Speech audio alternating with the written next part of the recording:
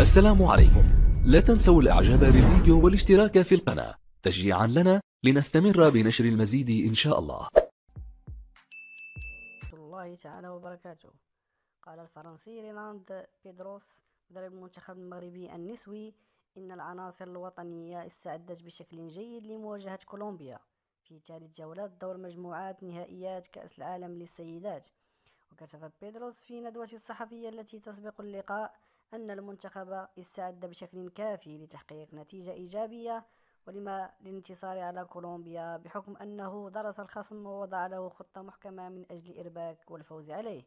واعتبر الناخب أن هذه المواجهة تدخل في إطار محددات كرة القدم، وبالتالي فإن توقعاتها غير دقيقة، مضيفا: سيتم العمل في هذه المباراة على اللعب بندية والقتال إلى آخر دقيقة في انتظار نتيجة جيدة في مباراة ألمانيا وكوريا الجنوبية.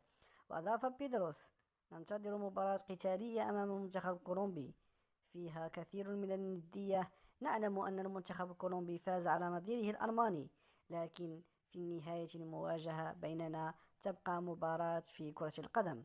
وتابع المدرب نفسه: لدينا حظوظ في التأهل وتحقيق حلم بلوغ ثم النهائي المونديال، وسندافع عن حظوظنا إلى نهاية من أجل تأكيد المشروع المغربي في كرة القدم النسوية الذي عرف تطورا في السنوات الأخيرة.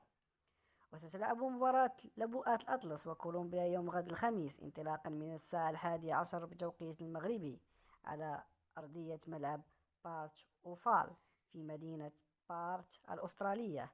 جدير بالذكر أن المنتخب الوطني النسوي يحتل المركز الثالث في المجموعة الثامنة برصيد 3 نقاط وراء ألمانيا متفوقة بفارق الأهداف، بينما تتصدر كولومبيا المجموعة ب6 نقاط، ثم كوريا الجنوبية بالمركز الأخير دون نقاط.